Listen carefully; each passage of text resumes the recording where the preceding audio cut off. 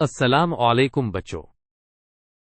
आज के इस सवाल में हमारे पास दो क्वाड्रिलैटरल्स हैं, ABCD और EFGH। हमें इन दोनों की साइड लेंथ्स और कुछ एंगल्स दिए गए हैं। हमारा काम ये प्रूव करना है कि ये दोनों क्वाड्रिलैटरल्स सिमिलर हैं। चलिए देखते हैं कि सिमिलैरिटी कैसे प्रूव की जाती है। तो बच्चों, किसी भी दो पॉलीगॉन्स, जैसे कि हमारे केस में क्वाड्रिलैटरल्स, को सिमिलर प्रूव करने के लिए दो कंडीशंस का पूरा होना जरूरी है। पहली कंडीशन, उनके करस्पॉन्डिंग एंगल्स बराबर होने चाहिए, यानी एंगल A एंगल E के बराबर हो, एंगल B एंगल F के, और इसी तरह बाकी भी। दूसरी कंडीशन, उनकी करस्पॉन्डिंग साइड्स की रेशियो सेम होनी चाहिए, यानी जब हम AB को EF से डिवाइड करें तो जो जवाब आए वही जवाब BC को FG से डिवाइड करने पर भी आना चाहिए। हमें ये दोनों कंडीशंस चेक करनी है। सबसे पहले हम दोनों क्वाड्रिलैटरल्स के मिसिंग एंगल्स मालूम करते हैं। आप जानते हैं कि किसी भी क्वाड्रिलैटरल के चारों इंटीरियर एंगल्स का सम 360 डिग्रीज होता है। तो क्वाड्रिलैटरल ABCD में हमें A, B और C एंगल्स पता हैं। एंगल D निकालने के लिए हम 360 में से उन तीनों एंगल्स के सम को माइनस कर देंगे। जैसा कि आप स्क्रीन पर देख सकते हैं, 90 प्लस 120 प्लस 90 बनता है 300, और 360 माइनस 300 करने पर एंगल D की वैल्यू आती है 60 डिग्रीज। बिल्कुल इसी तरह हम क्वाड्रिलैटरल EFGH के लिए मिसिंग एंगल मालूम करेंगे।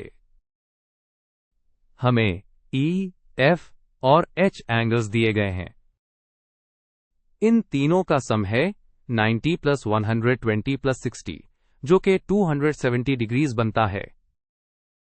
जब हम 360 में से 270 माइनस करते हैं तो एंगल G की वैल्यू 90 डिग्रीज आ जाती है। अब हमारे पास दोनों क्वाड्रिलैटरल्स के सारे एंगल्स मौजूद हैं। अब जब हमारे पास सारे एंगल्स हैं तो हम पहली कंडीशन चेक करते हैं, क्या करस्पॉन्डिंग एंगल्स इक्वल हैं। चलिए कंपेयर करते हैं। एंगल A और एंगल E दोनों 90 डिग्रीज हैं।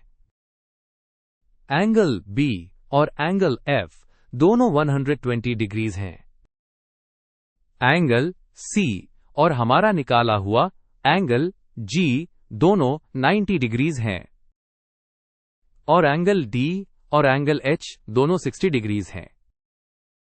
तो आप देख सकते हैं कि सारे करस्पॉन्डिंग एंगल्स आपस में बराबर हैं। उसका मतलब है कि सिमिलैरिटी की पहली शर्त पूरी हो गई है। अब हम सिमिलैरिटी की दूसरी कंडीशन चेक करेंगे, जो कि है करस्पॉन्डिंग साइड्स की रेशियो। हमें यह देखना है कि क्या तमाम करस्पॉन्डिंग साइड्स एक ही रेशियो में हैं। हम हर साइड पेयर की रेशियो निकालेंगे। पहला पेयर है AB और EF। मोवलाइन AB अपॉन मोवलाइन EF बनता है 5/10, जो सिंप्लीफाई होकर 1/2 हो जाता है। अगला पेयर है BC और FG।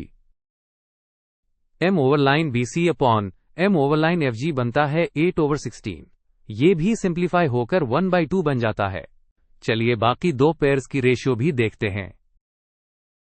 तीसरा पेयर है CD और GH।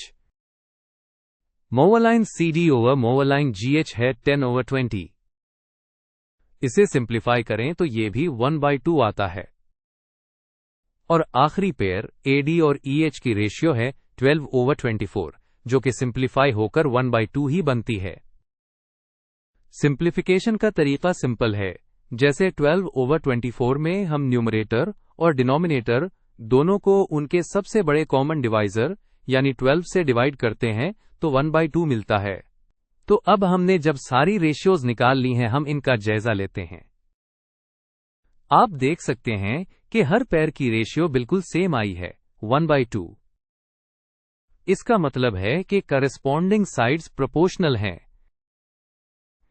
यानी सिमिलैरिटी की दूसरी शर्त भी पूरी हो गई है। तो बच्चों, अब हम कंक्लूजन पर पहुंचते हैं। हमने प्रूव कर दिया है कि पहला, दोनों क्वाड्रिलैटरल्स के सारे कॉरेस्पॉन्डिंग एंगल्स बराबर हैं, और दूसरा, उनकी सारी करस्पॉन्डिंग साइड्स प्रोपोर्शनल हैं, और उनकी कॉमन रेशियो 1/2 है।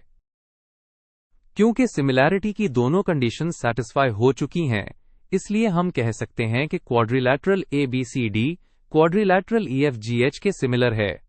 लिहाजा ये साबित हुआ कि क्वाड्रिलैटरल ABCD और क्वाड्रिलैटरल EFGH सिमिलर हैं। मैथमेटिक्स की जबान में हम इसे लिखते हैं ABCD, फिर सिमिलैरिटी का सिंबल EFGH। ये हमारा फाइनल रिजल्ट है।